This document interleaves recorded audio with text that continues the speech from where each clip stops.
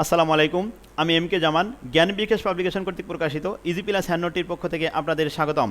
আজকের টিটেলের বিষয় valuation of goodwill and valuation of share. এটি গুরুত্বপূর্ণ একটি অধ্যায়। এই অধ্যায়টি 3টি সিলেবাসে দেওয়া হয়েছে: অনার্স 4th ইয়ার, মাস্টার্স 1st ইয়ার এবং মাস্টার্স ফাইনাল ইয়ারে।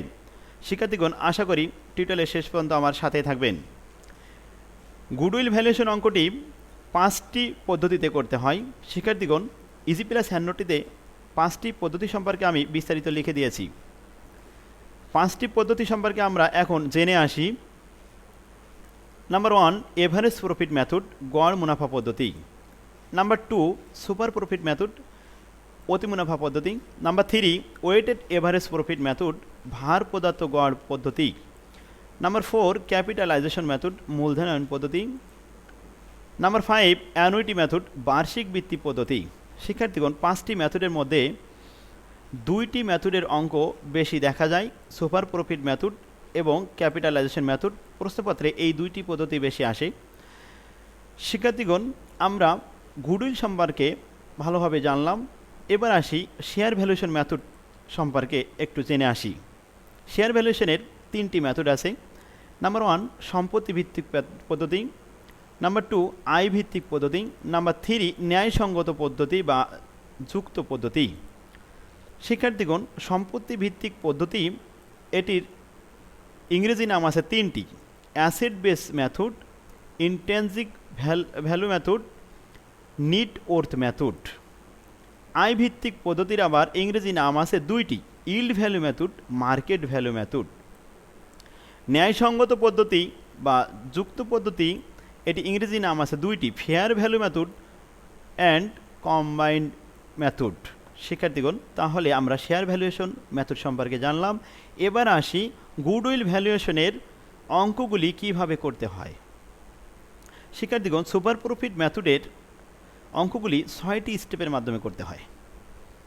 ক্যাপিটালাইজেশন মেথডের অঙ্কগুলি 5টা স্টেপের মাধ্যমে করতে হয়। তাহলে প্রথমে আমরা সুপার প্রফিটটা দেখে আসি। Step number 1, calculation of capital employ. Capital employ তৈরি করতে হবে 1 নম্বর স্টেপে। Step number 2, calculation of average capital employ. Step number 3, calculation of average maintainable profit. Step number 4, calculation of normal profit. Step number 5, calculation of super profit. Step number 6, calculation of goodwill. শিক্ষার্থীগণ, এই 6টি স্টেপের মাধ্যমে আমাদের এই অঙ্কটি করতে হবে। তাহলে প্রথমে আমরা 1 নম্বর স্টেপ দেখে আসি কীভাবে 1 নম্বর স্টেপ তৈরি করতে হবে। শিক্ষার্থীগণ, present value of all asset, এটি কীভাবে আমরা তৈরি করব। প্রশ্নপত্রে আমাদের একটি ব্যালেন্স শিট সাপ্লাই দেওয়া থাকবে এবং কিছু সমন্বয় বলা থাকবে। ব্যালেন্স শিটে একটি সাইড অ্যাসেট এবং অপার সাইড থাকবে লাইবিলিটি। শিক্ষার্থীগণ, অ্যাসেট সাইড হতে অ্যাসেটগুলো প্রেজেন্ট ভ্যালু নিতে হবে। সমন্বয়তে যদি কোনো অ্যাসেটের বর্তমান মূল্য অর্থাৎ প্রেজেন্ট ভ্যালু দেওয়া থাকে, তাহলে সমন্বয়ের ভ্যালুটাই নিতে হবে। Present value of all asset হতে টোটাল কারেন্ট লাইবিলিটি মাইনাস করলে আমাদের ক্যাপিটাল এমপ্লয় বের হবে। ক্যাপিটাল এমপ্লয় ব্যালেন্সিং ফিগার বের হবে এখান থেকে। শিক্ষার্থীগণ, মনে রাখতে হবে, যদি ব্যালেন্স শিটে গুডউইল অ্যাট কস্ট লেখা থাকে তাহলে প্রেজেন্ট ভ্যালু অফ অল অ্যাসেটের মধ্যে অন্তর্ভুক্ত হবে। আর যদি গুডউইল অ্যাট কস্ট লেখা না থাকে, শুধু গুডউইল লেখা থাকে, তাহলে আমরা প্রেজেন্ট ভ্যালু অফ অল অ্যাসেটের মধ্যে এটি আনব না। শিক্ষার্থীগণ, আইডল ইনভেস্টমেন্ট যদি থাকে, অলস মানি বিনিয়োগ থাকলে এটি প্রেজেন্ট ভ্যালু অফ অল অ্যাসেটের মধ্যে নেওয়া যাবে না।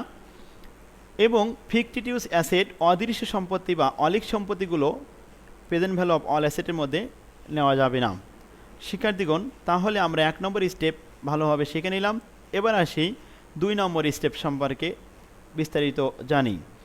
Calculation of average capital employ. শিক্ষার্থীগণ, 1 নম্বর স্টেপে আমরা যে ক্যাপিটাল এমপ্লয় শিখেছি, ক্যাপিটাল এমপ্লয় হতে শুধুমাত্র half of the current year profit less করলেই এভারেজ ক্যাপিটাল বের হয়ে যায়। শিক্ষার্থীগণ, তবে মনে রাখতে হবে, আইডল ইনভেস্টমেন্ট থাকলে তার সুদ মাইনাস করতে হবে কারেন্ট ইয়ার প্রফিট হতে, এবং ঋণের সুদ থাকলে কারেন্ট ইয়ার প্রফিটের সাথে প্লাস করে নিতে হবে। শিক্ষার্থীগণ, তাহলে আমরা 2 নম্বর স্টেপ শেষ করলাম। এবার আসি 3 নম্বর স্টেপ। 3 নম্বর স্টেপে আমাদের তৈরি করতে হবে calculation of average maintainable profit. শিক্ষার্থীগণ, প্রশ্নপত্রে সাপ্লাই দেওয়া থাকবে বিগত কয়েক বছরের মুনাফা, বিগত কয়েক বছরের প্রফিট যোগ করে বছরের সংখ্যা দ্বারা ভাগ করলে এভারেজ মেইনটেনেবল প্রফিট বের হয়ে আসবে। শিক্ষার্থীগণ, এভারেজ প্রফিট হতে যোগ এবং বিয়োগ করতে হবে ভেরিয়াস অ্যাডজাস্টমেন্ট আইটেমসমূহ। যেমন বিনিয়োগের সুদ থাকলে আমরা বিয়োগ করব, ঋণের সুদ থাকলে আমরা যোগ করব, অনাদায়ী দেনা থাকলে অসমন্বিত অনাদায়ী দেনা আমরা মাইনাস করব, এবং অবস্থায় থাকলে অসমন্বিত অবস্থায় আমরা মাইনাস করে তারপর সেখান থেকে আমরা ট্যাক্স মাইনাস করে দিব, আমাদের উত্তর বের হবে এভারেজ মেইনটেনেবল প্রফিট। শিক্ষার্থীগণ, আমরা 3 নম্বর স্টেপ শিখলাম। এবার আসি 4 নম্বর স্টেপের কাজ। 4 নম্বর স্টেপ হলো calculation of normal profit. Normal profit বের করার সূত্র হলো average capital employ into normal rate of return NRR। শিক্ষার্থীগণ, এভারেজ ক্যাপিটাল এমপ্লয় আমরা পাবো 2 নম্বর স্টেপে। 2 নম্বর স্টেপ হতে এভারেজ ক্যাপিটাল এমপ্লয় নিয়ে আসবো। এখানে আমরা নর্মাল রেট গুণ করব, নর্মাল রেট পাবো, প্রশ্নপত্রে সাপ্লাই দেওয়া থাকবে NRR। শিক্ষার্থীগণ, তাহলে আমাদের 4 নম্বর স্টেপ শেষ হলো। এবার আসি আমরা 5 নম্বর স্টেপে, ক্যালকুলেশন অফ সুপার প্রফিট। শিক্ষার্থীগণ, সুপার প্রফিট হবে 3 নম্বর স্টেপে এভারেজ মেইনটেনেবল প্রফিট হতে 4 নম্বর স্টেপ নর্মাল প্রফিট যা হবে এটি মাইনাস করতে হবে। মাইনাস করার পরে যে ব্যালেন্সটি আসবে এটি হবে সুপার প্রফিট। সুপার প্রফিট পজিটিভও হতে পারে, নেগেটিভও হতে পারে।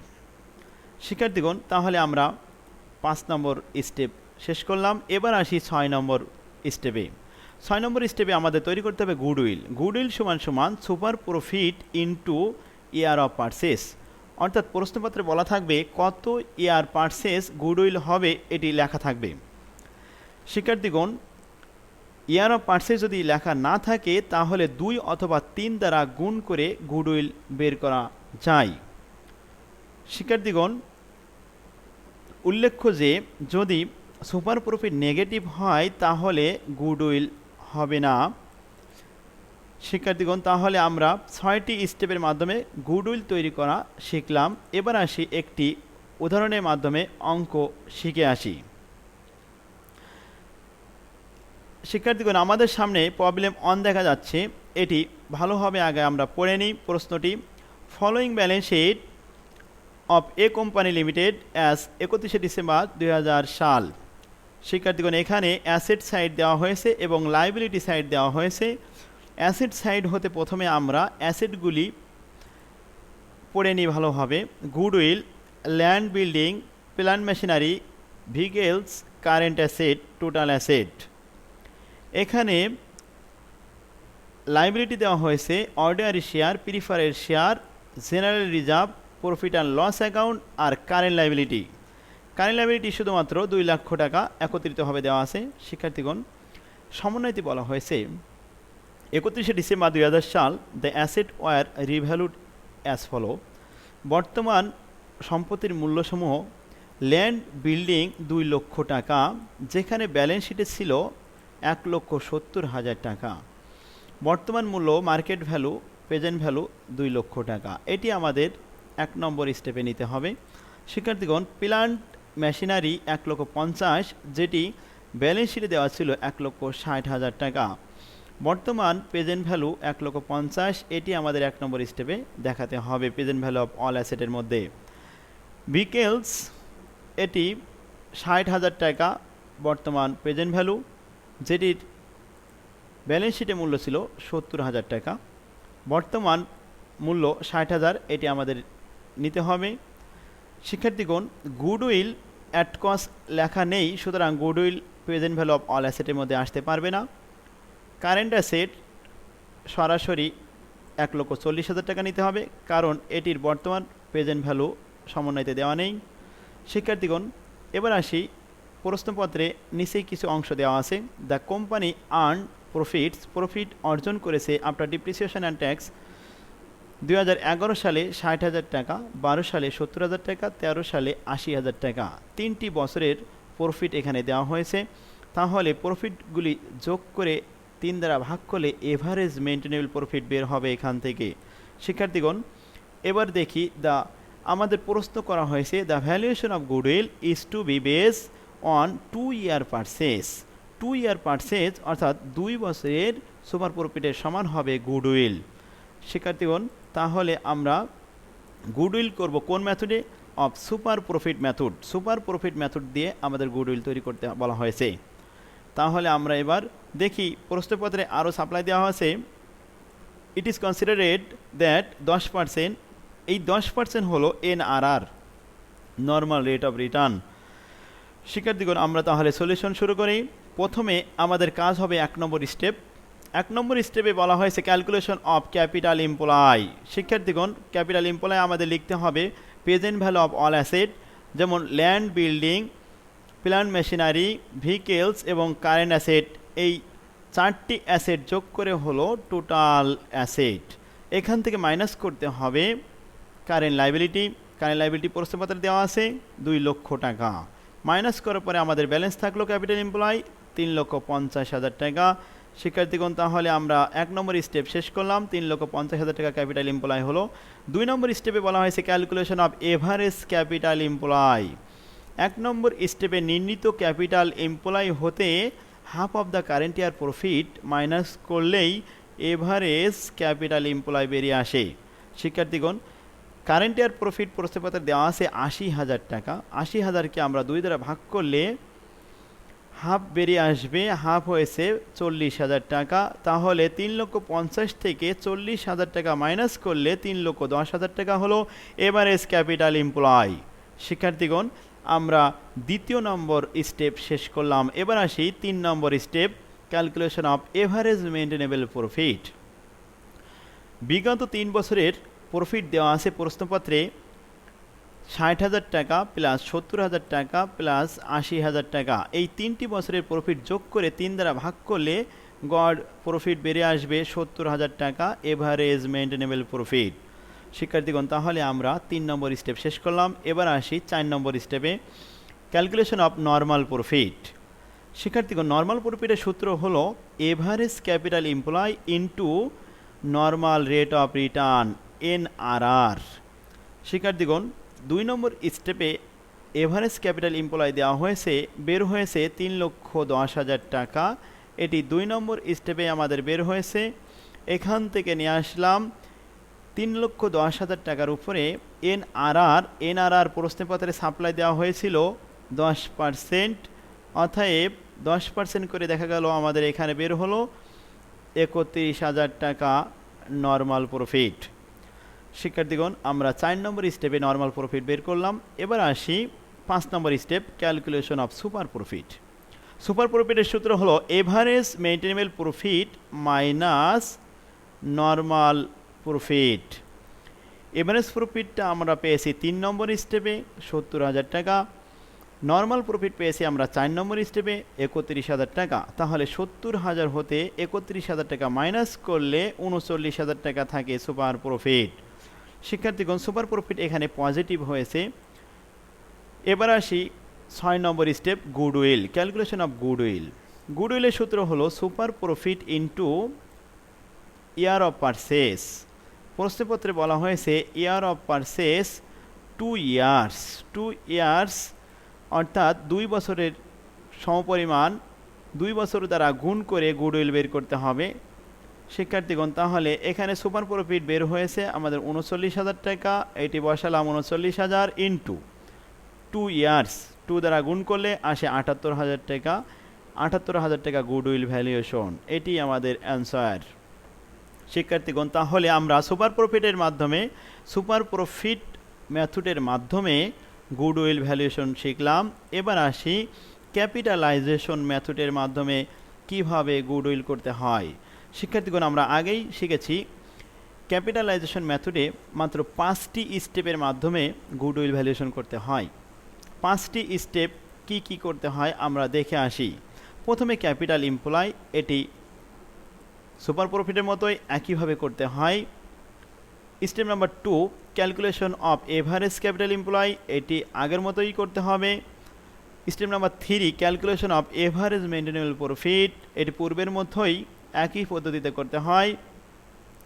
স্টেপ নাম্বার 4 এটি চেঞ্জ হয়েছে শিক্ষার্থীগণ, calculation of capitalized value the profit. শিক্ষার্থীগণ এটি আমাদের বের করতে হবে একটি সূত্রের মাধ্যমে। সূত্রটি হলো average profit divided by NRR. Average profit আমাদের যেটি বের হবে সেটাকে এনআরআর দ্বারা ভাগ করলে আমাদের ক্যাপিটালাইজ ভ্যালু বের হবে। শিক্ষার্থীগণ কাল্পনিক একটি ক্যাপিটাল ভ্যালু এখানে দেওয়া হয়েছে। তারপর আসি আমরা 5 নম্বর স্টেপ, ক্যালকুলেশন অফ গুডউইল। শিক্ষার্থীগণ 5টি স্টেপের মাধ্যমেই গুডউইল বের করতে হয় এই ক্যাপিটালাইজেশন মেথডে। গুডউইলটা বের হবে সূত্র হলো ক্যাপিটালাইজ ভ্যালু, অর্থাৎ 4 নম্বরে আমাদের যে ভ্যালুটি বের হবে এখান থেকে আমরা মাইনাস করব এভারেজ ক্যাপিটাল এমপ্লয়, অর্থাৎ 2 নম্বর স্টেপে যেটি বের হবে ওই মানটি বাদ দিলে আমাদের গুডউইল বের হয়ে আসবে। এই 5টি স্টেপের মাধ্যমে আমরা ক্যাপিটালাইজেশন মেথডে গুডউইল তৈরি করে থাকি। শিক্ষার্থীগণ তাহলে আমরা ক্যাপিটালাইজেশন মেথডের একটি অঙ্ক শিখে আসি। আমরা দেখতে পাচ্ছি প্রবলেম 2 একটি অঙ্ক দেওয়া হয়েছে।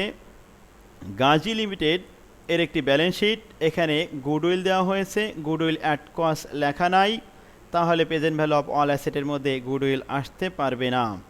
শিক্ষার্থীগণ ল্যান্ড অ্যান্ড বিল্ডিং দেওয়া হয়েছে, প্ল্যান্ট মেশিনারি দেওয়া আছে, ডেবিটর্স দেওয়া আছে এবং ক্লোজিং স্টক দেওয়া আছে, এগুলো সব অ্যাসেট। শিক্ষার্থীগণ লাইবিলিটি সম্পর্কে আমরা একটু ধারণা নিই। প্রভিশন ফর ট্যাক্সেশন এটি কারেন্ট লাইবিলিটি, ক্রেডিটর্স এটি কারেন্ট লাইবিলিটি, এই দুইটি, এবং ব্যাংক ওভারড্রাফট এটি কারেন্ট লাইবিলিটি। এই 3টি কারেন্ট লাইবিলিটি প্রশ্নপত্রে দেওয়া হয়েছে। শিক্ষার্থীগণ নিচেই সাপ্লাই দেওয়া আছে profit earned by the company before provision for taxation for last 5 years. বিগত 5 বছরের মুনাফা এখানে দেওয়া হয়েছে। 2006 সাল, 7 সাল, 8 সাল, 9 সাল এবং 2010 সালের প্রফিট সাজানো হয়েছে এখানে। শিক্ষার্থীগণ প্রশ্নপত্রে বলা হয়েছে provision for taxation may be made 40% tax দিতে হবে। Rate of return on capitalize employ similar business 12%, অর্থাৎ এনআরআর এখানে 12%। You are required to ascertain the valuation of goodwill of the business on capitalization method. আমাদের capitalization মেথডের মাধ্যমে গুডউইলটি তৈরি করতে হবে। শিক্ষার্থীগণ তাহলে আমরা পূর্বেই শিখেছি ক্যাপিটালাইজেশন মেথডে গুডউইল করতে হলে 5টি স্টেপ করতে হয়। স্টেপ 5টি হলো 1 নম্বর step calculation of capital employ, অর্থাৎ current present value of all asset থেকে কারেন্ট লাইবিলিটি মাইনাস করলে ক্যাপিটাল এমপ্লয় বের হয়। শিক্ষার্থীগণ তাহলে আমরা ক্যাপিটাল এমপ্লয় পেয়ে গেছি 7,15,000 টাকা। 2 নম্বর step calculation of average capital employ. 1 নম্বরে নির্ণীত ক্যাপিটাল এমপ্লয় হতে মাইনাস করতে হবে half of the current year profit. শিক্ষার্থীগণ আমরা দেখেছি কারেন্ট ইয়ার প্রফিট দেওয়া আছে 3,20,000 টাকা, লেস ইনকাম ট্যাক্স 40% মাইনাস করার পরে থাকে 1,92,000, ভাগ করলাম 2 দ্বারা ভাগ করলে হাফ হলো এখানে 96,000 টাকা। 7,15,000 থেকে 96,000 বাদ দিলে 6,19,000 হলো আমাদের এভারেজ ক্যাপিটাল এমপ্লয়। শিক্ষার্থীগণ 2 নম্বর স্টেপ আমরা শেষ করলাম। এবার আসি 3 নম্বর স্টেপ।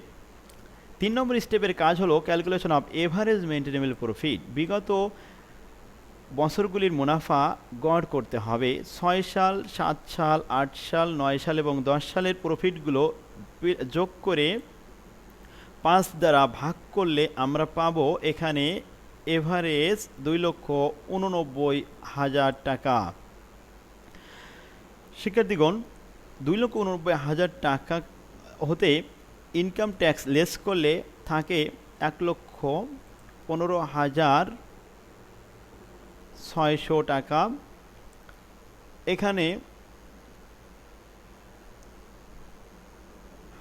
1,15,600 টাকা শিক্ষার্থীগণ এভারেজ প্রফিট 5 দ্বারা ভাগ করলে পাওয়া যায় 2,89,000 টাকা। এখান থেকে আমাদের 40% ট্যাক্স মাইনাস করতে হবে, তাহলে ট্যাক্সের পরিমাণ আসে 1,15,600 টাকা।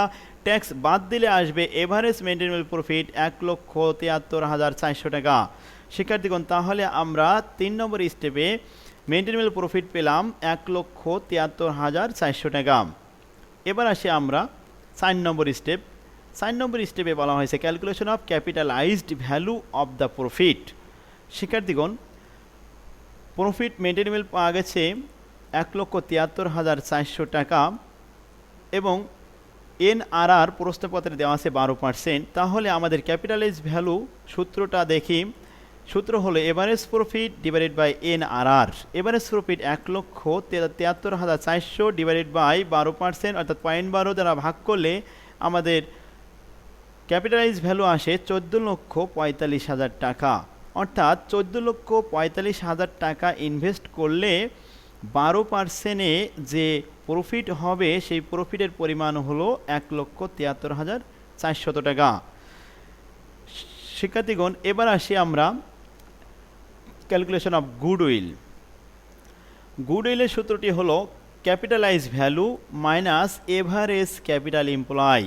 শিক্ষার্থীগণ আমরা 4 নম্বর স্টেপে পেয়েছি ক্যাপিটালাইজ ভ্যালু 14,45,000 টাকা।